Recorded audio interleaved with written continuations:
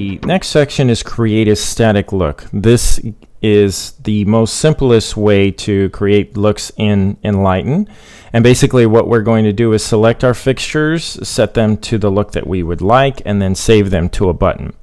So I've opened up my 3D visualizer here so we can see a virtual view of what we would see on stage. And again, the first thing I'm going to suggest is we hit clear all. That makes sure we know our starting point is clear and we don't have anything running.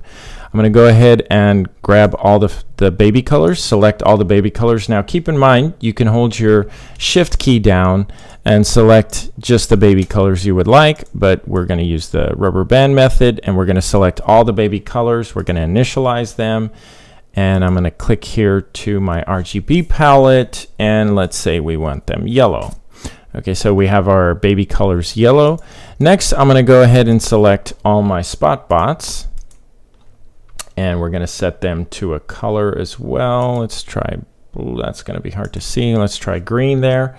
Then I can move over here to Joystick, and I can actually, if you see when I put my mouse over the little round dot there in the center, my first spot bot is highlighting. That means I can individually move that spot bot to the position that I want. And then again, if I move to the center dot again, I'm now on my other spot bot. And we're going to go ahead and move all these in position as we would like them on the stage. So we have now set our static scene. And the next step would be to basically save this button. So I'm going to hit Save Changes as button. And this first section up here indicates that we're going to crossfade in and out of this scene. So we're going to go ahead and check that and select 1 second crossfade in and out.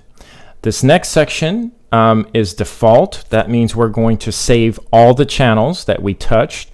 We can actually only save pan or tilt or color or gobo, or beyond that you can customize it and actually select any of the groups of channels that you'd like. But by default, we're going to save all channels.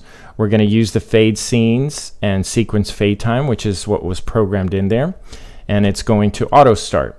Now we can enable sequence preview. This will give us a preview of what colors and gobos are in that look.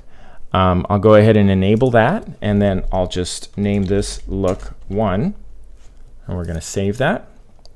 Now all the new buttons that get created will be positioned here on the bottom right, and you will see that the instructions say place the button or move it in the in your desired position on page.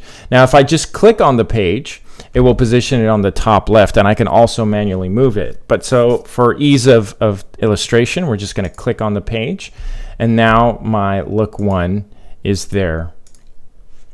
Okay, so let's create one more static look just to make sure that we've explored the topic deep enough. So we have look 1 active here. Let's say I want to go ahead and change look 1. So I'm actually going to select all my fixtures, and let's say I want them all to be blue, or let's say magenta. Okay, so I've now made that change. What I can do now is save changes as button, but rename it to look 2. I'm again going to save my sequence preview and select crossfade in and out.